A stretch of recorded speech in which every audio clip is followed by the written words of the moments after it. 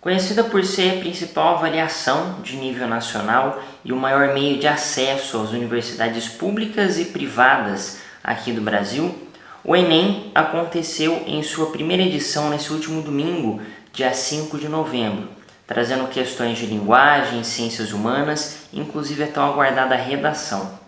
E como era de se esperar e já se tornou aí rotina de todos os anos, chocou muita gente com a quantidade de carga ideológica e política contida aí no seu conteúdo, nas suas questões. Eu tive acesso a um dos cadernos de prova e resolvi fazer esse vídeo para compartilhar com vocês um pouco da minha visão a respeito aí de como a prova ela foi construída. Meu nome é Igor Henrique, esse é o canal Falando a Verdade e hoje eu convido você a mergulhar nas piores questões do Enem 2023 e entender como a nossa educação ela chegou a tal ponto de decadência e pura doutrinação. Bom, pessoal, então a prova que eu vou estar avaliando aqui vai ser a prova branca, que é essa daqui. Lembrando que o Enem ele é sempre dividido em 4 cores de provas. A única coisa que vai mudar vai ser a ordem das questões. Então, o conteúdo das questões é sempre a mesma, só que a numeração delas dentro da prova que vai alterar de acordo com a cor, que é uma forma que eles encontraram aí de evitar que um candidato colhe do outro que está do lado, à frente. Então, eles distribuem ali as cores, né, variadas dentro da sala. E a que eu estou usando ela é baseada aqui nessa que está disponível nesse site do G1 Educação. E eles disponibilizam aqui o link, né, dessa prova. Como eu estou gravando aqui já no dia seguinte, ainda não tem disponível. Eles demoram uns dias para disponibilizar todos os cadernos. Mas eu vou então estar fazendo análise com base então nessa que é a prova branca do Enem.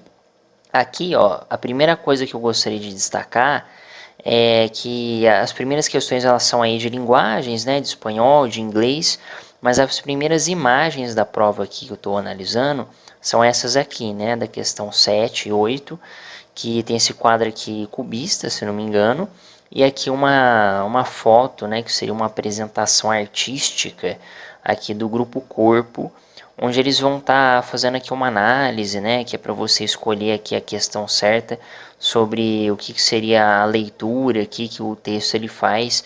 E aí o cara ele fala aqui, né, sobre que as pessoas elas sugerem um transe, que tem aqui troncos que pendulam sobre si mesmos, vaguíssimas órbitas, né, aquela bobajada toda, né, falando aqui que é uma mimética de cultos afro-brasileiros, que você nota, né, na verdade, que tudo que vai ser referente à arte aqui nessa prova, ela vai ser desse estilo aqui, né? De arte contemporânea, dessas artes alternativas aí, aquelas instalações ao estilo do que a gente está acostumado a ver aí, né? Aquele Cuyo Museu, aquelas palhaçadas aí que a gente já sabe, né? Que envolvem a cultura aí progressista, né? Aquela coisa que você sabe, né? Vulgaridade, aquelas apresentações ridículas, né? Aquelas danças que ninguém entende nada, aquela coisa feia, que é o tipo de arte aqui que o Enem ele considera interessante estar colocando aí nas suas questões, né? Mas aqui na frente tem também essa questão 12, né? Mais uma vez o tema de antirracismo. Aqui eles colocam um poema, não sei nem se dá para chamar essa coisa aqui de poema, de um tal poeta e educador social, né, título típico de esquerdista, chamado Bate com Proletário. Né, criatividade zero, né, para colocar aqui o nome. Parece Rá-Tim-Bum, sei lá, coisa de criança, da proletário que já mistura com marxismo, aquela nojeira de sempre. E aí ele fala aqui, né, no texto dele que ele tenta justificar uma espécie de racismo estrutural que ele diz que tem no Brasil.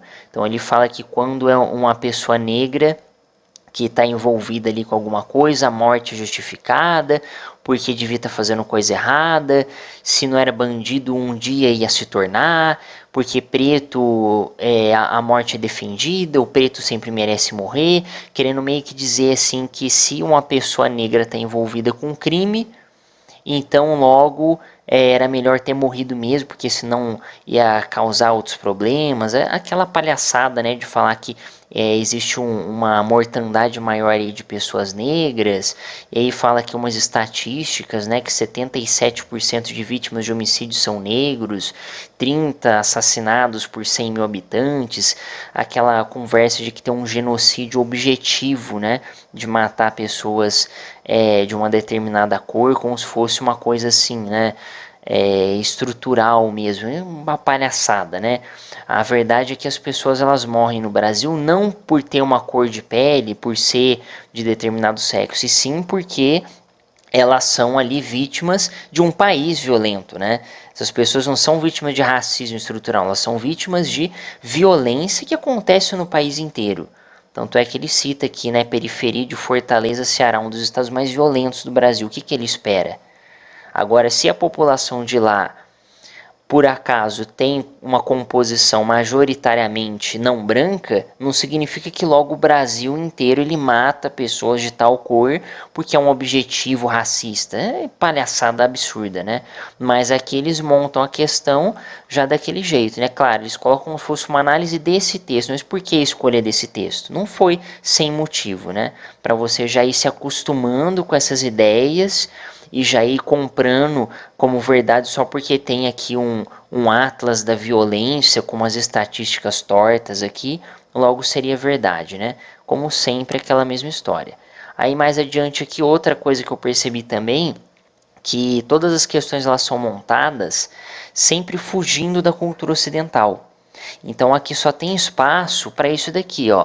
Fala na questão 18, grupo de rap indígena, na questão 16, Mar Abaixo, que seria uma expressão de comunidades negras do Amapá. Então todas as questões elas são voltadas para essas minorias culturais. É sempre cultura afro, cultura indígena, cultura da minoria não sei o que, nunca você tem aqui a cultura majoritária, cultura ocidental, ou uma cultura regional, né? Sei lá, cultura gaúcha, nunca tem nada disso. É sempre uma coisa voltada para negro, para indígena. A prova ela é toda voltada nisso. Aqui eles já entram naquela coisa que, inclusive, eu lancei um vídeo recente aí no canal falando que os Pandeminions eles ainda estão à solta. E para quem não assistiu ou não acredita nisso, tá aqui a prova. 2023 e eles estão colocando ainda no Enem coisas relacionadas à pandemia.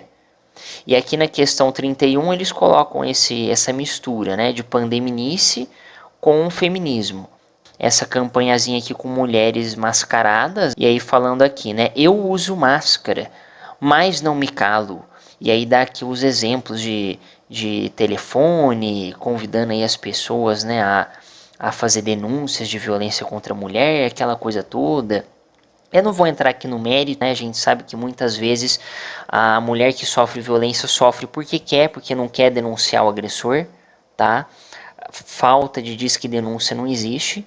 A gente sabe que muito pelo contrário existe todo um incentivo da sociedade para que se denuncie supostos aí agressores, mas na verdade quem aí é agredida e não denuncia por vontade própria. É porque não quer denunciar, é porque não quer que o parceiro vá preso, e aí tem toda uma questão aí por trás. E a gente sabe que tem também a questão das falsas denúncias, né? Que aí nunca ninguém liga para o que acontece com a pessoa que é vítima de falta de denúncia, mas aqui, de novo, mistura aí de feminismo como se, nossa, falta alternativas para a mulher denunciar a violência que sofre, e aí mistura aqui com essa palhaçada, né, de máscara, que já hoje está mais do que claro que isso aqui foi uma piada total, né, que nunca serviu para nada essas máscaras aqui, ainda mais esse modelinho cirúrgico, e ainda tá aqui, a prova tá cheia de feminismo, mas aí aqui eles trazem uma questão que é de geografia, né, 56, mostra o gráfico aqui da taxa de fecundidade do Brasil, que está em declínio, né, lá em 1960 tinha aí 6,3 filhos por mulher, pelo que eu pude entender aqui, e agora já baixou para 1,5 desde aí de 2020, e a expectativa é que permaneça assim até 2050. E aí aqui a resposta certa, né, qual que é o fator determinante, que seria a participação feminina no mercado de trabalho. Então, ao mesmo tempo que eles têm toda uma militância por liberdade da mulher, feminismo, fora a opressão às mulheres, não sei o que, eles mostram aqui o resultado, né, do aumento aí da participação feminina no mercado de trabalho, como que foi negativo aqui para o país, mas aí eles não colocam, né? Eles colocam só aqui uma questão limpa, só aqui tratando de estatística, de dados, nenhum julgamento político, bem diferente das questões anteriores que a gente viu. Depois aqui na questão 59, que é uma questão inclusive assustadora, que você percebe a que ponto que chega o nível da misandria, né, do favorecimento das mulheres em oposição aí aos homens na sociedade atual. Que aqui eles vão falar sobre alguns exemplos do que seria violência patrimonial, né, que é a resposta certa, que é a letra D, que são previstas na Lei Maria da Penha. E olha a loucura, né? Eles falam aqui que negar o pedido por dinheiro indispensável para necessidades pessoais ou comprar bens usando o nome da pessoa sem o consentimento dela, ameaçar o corte de recursos dependendo de atitudes pessoais, esconder documentos, enfim, aqui eles falam que todas essas situações aqui são previstas na Lei Maria da Penha como crimes sujeitas à punição por violência patrimonial. Então você vê coisas que, detalhe, são coisas que estão sujeitas a acontecer em qualquer situação, em qualquer relacionamento.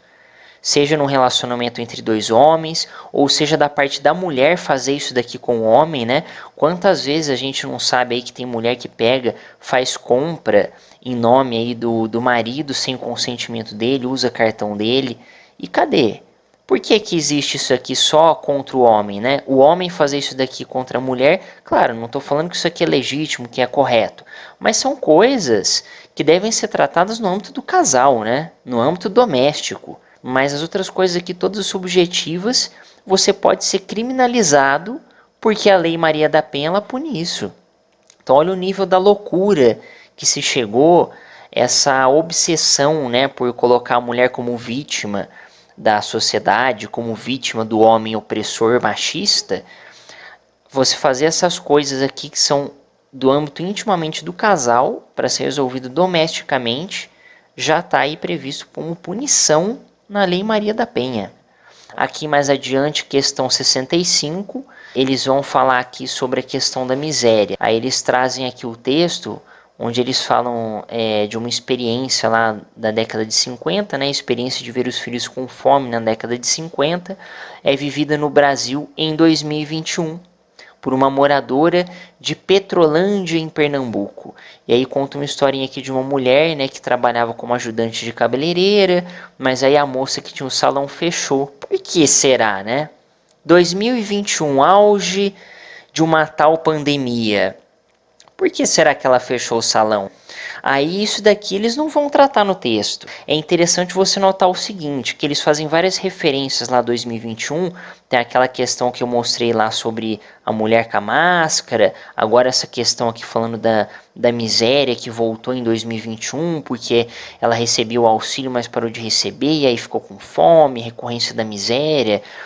Mas é interessante que eles em nenhum momento tratam sobre as consequências, né, do lockdown, sobre as consequências do fica em casa, né, do economia a gente vê depois.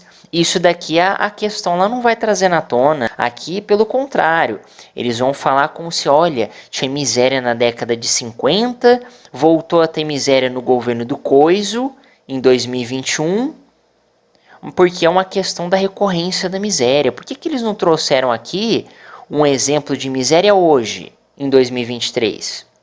Já no governo do amor. Aí não, né?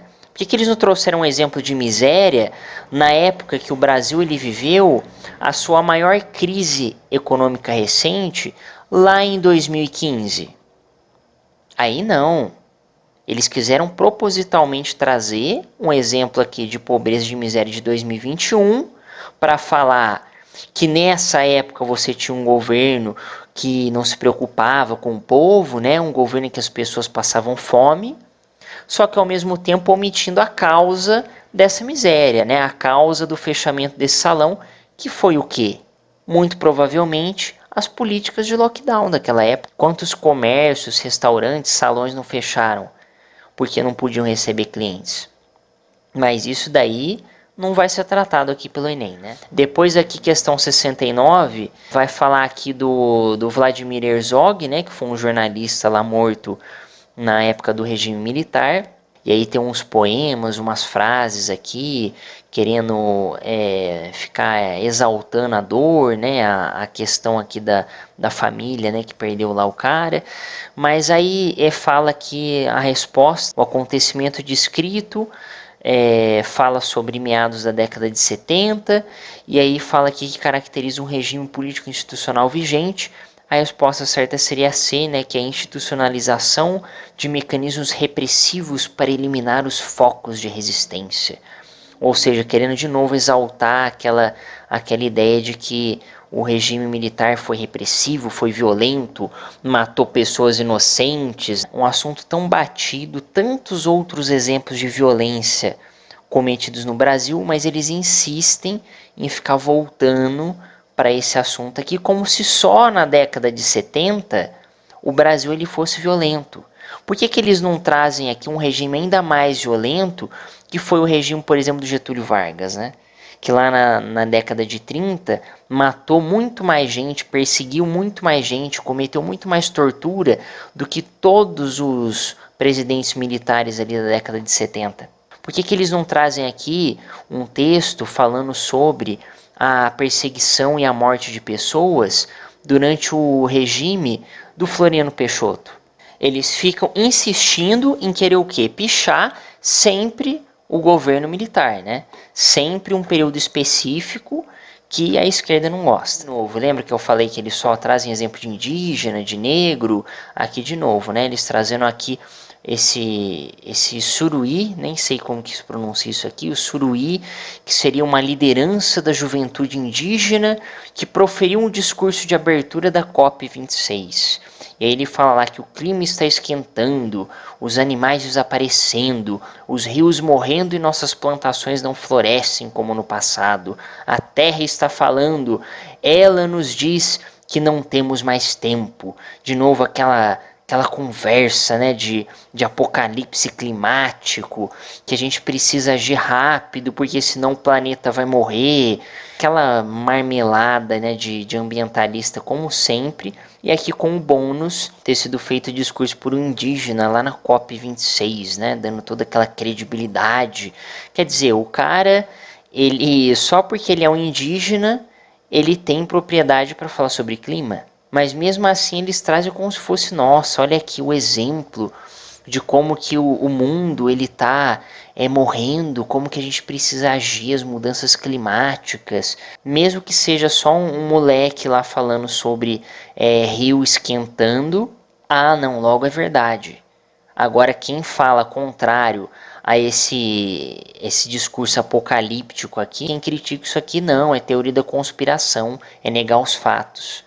Paulo Freire, né, aqui eles vão trazer textinho de Paulo Freire falando que ele construiu uma pedagogia da esperança à medida que ele trouxe aqui que a opressão, as desigualdades, elas são parte de estruturas que são naturalizadas. Então ele propõe uma pedagogia alternativa, né, que vai fazer com que a pessoa ela se veja responsável e que isso dá esperança para que a consciência do educando faça com que ele transforme a realidade. Toda aquela puxação de saco, aquela nojeira, né, aquela lambeção de Paulo Freire, esse doente esquerdista aqui que fala absurdos, né, que defende a morte de pessoas que não se enquadrem na teoria revolucionáriazinha dele. É um absurdo, né? Uma nojeira que até hoje esse cara seja patrono da educação do Brasil e aqui até hoje, né, estão aí lambendo Paulo Freire, como se fosse um ícone, como se a pedagogia dele fosse uma coisa maravilhosa, né?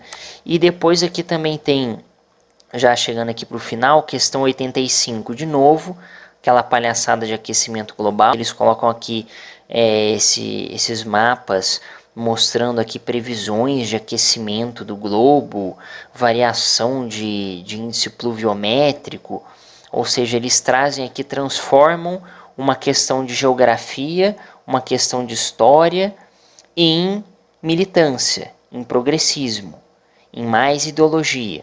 Porque, de novo, uma coisa que nada mais é do que uma teoria para poder explicar as mudanças aí do clima recentes. Eles já trazem como se fosse verdade, né? E aí coloca aqui qual que seria a medida capaz de minimizar as mudanças apresentadas nessas simulações. A única resposta que eles põem como correta é controlar as emissões de carbono.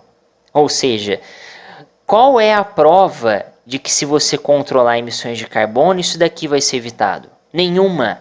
No passado eles criticavam o CFC, agora eles estão criticando as emissões de carbono. Vai lá, compra essa ideia de zerar o carbono. Chega lá em 2040, 2050, isso aqui continua.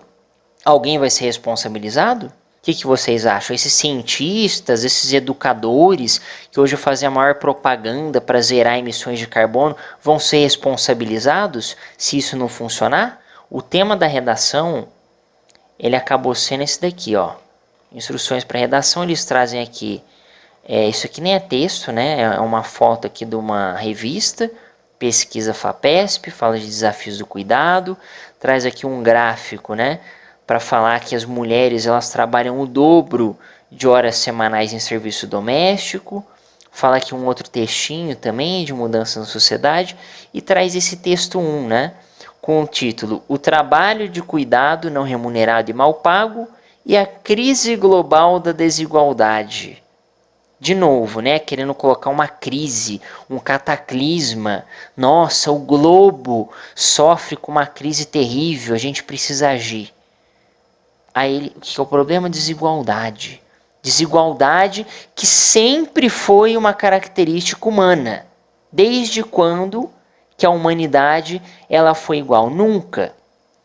E aqui eles falam, né, que o trabalho de cuidado não remunerado e mal pago é desproporcionalmente assumido por mulheres e meninas. Ou seja, querendo colocar aqui como se a maioria das mulheres é que fazem os trabalhos domésticos, cuidado de idosos, serviço aqui de cuidador, de enfermeiro, né, coisas assim, e que elas são mal pagas, mal remuneradas. E aí aqui eles põem a proposta, né?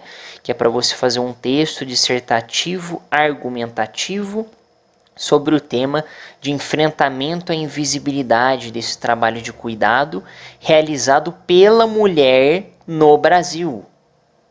Então aqui mais uma vez, colocando aqui como se a mulher fosse a grande vítima, como se a mulher, coitadinha, só ela que faz esse tipo de trabalho, porque só ela que cuida dos idosos, só as mulheres que fazem as tarefas domésticas, porque é isso que é aquela questão, né? Eu não estou querendo dizer aqui que isso aqui não exista. Pode até ser verdade que as mulheres trabalhem mais com essa atividade, mas é aquela questão, como que eles sempre direcionam tudo para favorecer as mulheres. Como que eles nunca olham para o outro lado. Por que o problema é desigualdade da mulher ser mal paga porque ela desenvolve esse trabalho aqui, mas não é um problema de desigualdade você ter homens morrendo todos os dias, você ter desigualdade, uma crise global de desigualdade de homens que trabalham desproporcionalmente muito mais em profissões de risco. Quantos homens que não têm a mais trabalhando em função de bombeiro, em função de segurança, em função aí de atividades com lâminas cortantes, né, de açougueiro, de, sei lá, minerador, carvoaria. Aí isso daí não é um problema de desigualdade, né? Para você ver como que é tendencioso a forma como eles colocam esses temas. Como que eles sempre querem colocar a desigualdade que eles querem tratar. Então aqui a gente não está falando de desigualdade humana, eles estão falando só de desigualdade da mulher, que é a coitadinha, a oprimida, a que ganha pouco, a que trabalha muito em casa, e o homem que é o opressor. O homem é que ganha mais, o homem é que trabalha menos em casa. Agora, quantos temas mais importantes que não poderiam estar sendo tratados aqui? O tema, inclusive a gente fez o vídeo sobre aquele o som da liberdade, que fala sobre tráfico infantil. Por que não colocaram esse tema aqui para a redação? Desafios para enfrentar o tráfico infantil. Ou desafios para enfrentar a pedofilia. Desafios para enfrentar o tráfico de órgãos. Aí isso daqui eles não trazem, né? Esses temas aí, que aí sim seriam relevantes, interessantes a gente ter uma discussão sobre isso, não. Eles querem estar discutindo o feminismo. E aqui por fim, eu deixei aqui para o final, porque para mim essa daqui foi a gota d'água. Questão 90, inclusive a última questão aqui dessa prova branca, né? Que eles vão falar da província de Xinjiang, que seria uma região estratégica para a China, porque fica lá na fronteira com outros países. Fala aqui que é o cinturão ou a rota das maiores reservas nacionais de carvão e gás. E aí no texto 2 eles falam que a região ela recebeu entre 2000 e 2010 1,7 milhão de imigrantes ali para aquela região, como o objetivo de aumentar a proporção de chineses da etnia Han em uma região que é de população étnica turca e muçulmana. Aqui eles estão falando de uma região da China que inclusive é conhecida e já houveram várias denúncias aí na mídia, inclusive de jornais lacradores, por incrível que pareça, de vez em quando eles soltam umas verdades aí. E várias denúncias já foram feitas de que essa imigração aqui de pessoas para essa província, ela acontece por quê? Justamente por um esforço do governo da China para eliminar essa população nativa, né, que é muçulmana, que é diferente étnica e religiosamente do restante da China. E você tem aí várias denúncias de campo de concentração, que eles chamam lá de centros de reeducação, de reorientação cultural, como que a população ali daquela região é forçada a abandonar suas práticas religiosas, como que eles são forçados a ficar cantando hinos e idolatrando o Estado chinês, como que essa população aqui de imigrantes muitas vezes é forçada a imigrar para lá também. Ou seja, você tem aí casos gravíssimos, né, denúncias gravíssimas aí sim, de opressão, de tortura, de violência contra a população dessa região, mas a questãozinha do Enem vai colocar aqui como a política demográfica da província mencionada, ela é causada pelo quê? Olha aqui as alternativas. E qual que é a certa? Assegurar a integridade territorial. Ou seja, os canalhas, os criminosos, vagabundos que desenvolveram essa questão aqui, estão querendo o quê? Legitimar imigração aqui, essa assimilação forçada dessa população, dessa província de Xinjiang, como assegurar a integridade territorial.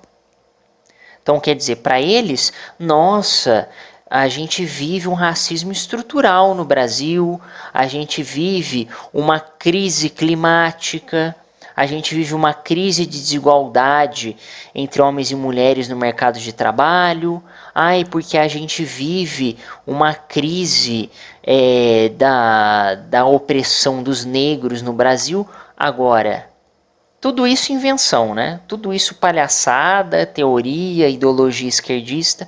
Agora, um crime real, documentado, explícito, que é o que acontece lá em Xinjiang, não. É só para assegurar a integridade territorial. Então, assim, esse daqui é para... Ainda bem que aqui é a última, né? Porque esse daqui é para passar mal mesmo, né? É para você ver o nível de canalice, de patifaria que esse pessoal ele chega ao ponto de legitimar o absurdo, o verdadeiro aí sim, né, genocídio que acontece lá naquela região pelo o governo comunista da China, mas aí não. Vamos legitimar como assegurar a integridade territorial. Patético. Então, como vocês puderam ver, esse é o nível rasteiro da principal prova de avaliação de conhecimentos aqui do Brasil. Em vez de literatura, ideologia, progressismo. No lugar de gramática, feminismo. Em vez de geografia, apocalipse climático. História, não. Questões sobre o enterro de Vladimir Herzog. Aliás, o que esperar de uma avaliação que tem como principal referência pedagógica o criminoso e patife Paulo Freire? É isso daí. Agora, o mais triste de tudo isso não é nem a prova em si, porque é uma avaliação que no final das contas ainda assim é opcional. Se você não vai para ensino superior ou você vai por outros meios, nem é necessário você se sujeitar a fazer essa prova horrenda. Mas o pior de tudo é você pensar que os últimos anos do ensino médio e os cursinhos preparatórios aí de vestibular são voltados quase que inteiramente para o Enem. Agora, qual que é o tipo de preparação que um aluno ele vai ter se a avaliação que o espera é essa? Em vez de você ter a abordagem de assuntos sérios, de você ter uma análise do conhecimento que realmente é relevante, que ensino médio é esse que prepara os alunos só para ficar com essa confirmação de viés ideológico? Olha o nível das questões que a gente encontrou aí. O homem sendo massacrado de ponta a ponta, sendo tratado sempre como opressor, como bandido, como destruidor da vida de mulheres, como o ser maligno que deve ser denunciado, preso, repreendido. A mulher sempre como um ser angelical, que nunca comete crimes, que sempre é oprimida, que precisa ser defendida, protegida. Pandeminice ainda em 2023, com alusão ao uso de máscaras. Sem falar do pior, aquela questão 90, que muita gente vai acabar ignorando, mas que é para mim a mais criminosa de todas. Você ter pessoas lá no MEC, no Ministério da Educação, que determina como que as escolas do Brasil vão ser organizadas, permitindo que seja feita uma questão que legitime os crimes cometidos lá na China, com campo de concentração, com tortura, com morte, com doutrinação violenta, opressiva, como mera questão de defesa da integridade nacional. Olha só o nível de canalice que chegam essas pessoas. E aí você nota que isso já não é de hoje. Quando eu fiz o Enem, lá em 2014, já vai fazer quase 10 anos, inclusive eu até procurando aqui em casa encontrei meus cadernos de prova lá da época. Desde aquele momento você já tinha esse tipo de questão, só que era uma ou outra. Ainda era uma prova de conteúdos normal. Agora, quando eu olhei para o Enem de 2023, eu fiquei espantado, porque a situação se inverteu. Agora é só uma ou outra questão de conteúdos reais e a maior parte é só ideologia, é só doutrinação progressista. Como que vai ser o Enem do ano que vem? O que a gente pode esperar de um sistema de ensino construído com base nisso? Será que não é por isso, afinal, que nas avaliações internacionais os alunos brasileiros sempre se saem muito mal? São piores avaliados até do que em países onde a educação ela supostamente é de nível inferior à do Brasil? O que dizer de um país que mesmo sob 4 anos de gestão supostamente conservadora do ex-presidente, ainda manteve Paulo Freire como patrono da educação brasileira? Nada foi feito para tirar esse bandido da patronagem do nosso sistema de ensino. Essa é a realidade. Para quem tem contato com alguém que está em anos escolares, ou que talvez assim como eu, seja professor, seja um educador mesmo que eventual, fica muito claro como que as escolas estão completamente perdidas, tanto públicas quanto também privadas. E é isso que depois se espera lá no nível superior, porque não se engane, não é à toa que no nível superior, que nas universidades, principalmente federais, você tenha uma massa de quase 90% aí de estudantes totalmente alinhados com essas ideologias. Agora, o que esperar disso? Como serão esses profissionais do futuro que têm como preparação esse nível aí de ensino? É terrível. É terrível, é uma coisa assim que, sinceramente, a gente fica mal de perceber a gravidade em que se chegou aí a educação no Brasil e que a gente sabe, a única forma de se mudar isso é através do quê? De uma mudança cultural. Mas com esse cenário político que nós vivemos, ainda mais agora, né? Depois aí dos eventos que vieram aí do final do ano passado e com essa nova gestão de 2023, é praticamente impossível sonhar com algum tipo de mudança cultural, pelo menos dentro aí da próxima década. Muito triste, lamentável. Assim, para quem faz, tem que fazer essa prova para poder ter acesso aí a algum curso, infelizmente acaba ficando sem saída, tem que se dobrar, se sujeitar a marcar respostas que você tem vergonha de marcar, mas que se você não fizer você perde pontos. É uma pena, ter que se sujeitar a tudo isso. Mas essa é então a nossa avaliação sobre o Enem 2023. Fica aí a condenação completa do canal Falando a Verdade sobre a vergonha que foi esse Enem desse ano.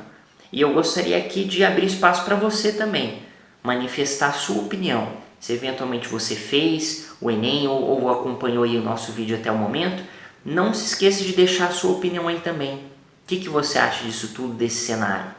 Qual que é a sua posição a respeito dessas questões aí que nós vimos? Se inscreva aqui também no nosso canal. Não se esqueça de ativar o sino das notificações para que você seja alertado sobre novos conteúdos. E traga também outros amigos que eventualmente possam gostar aí dos nossos vídeos para que possamos continuar expandindo os nossos conteúdos aí pelo YouTube. Agradeço ao apoio de todos vocês e espero que você, apesar de tudo, né, que nós vimos aí, sempre se sinta muito bem-vindo a acompanhar os nossos conteúdos aqui no Falando a Verdade.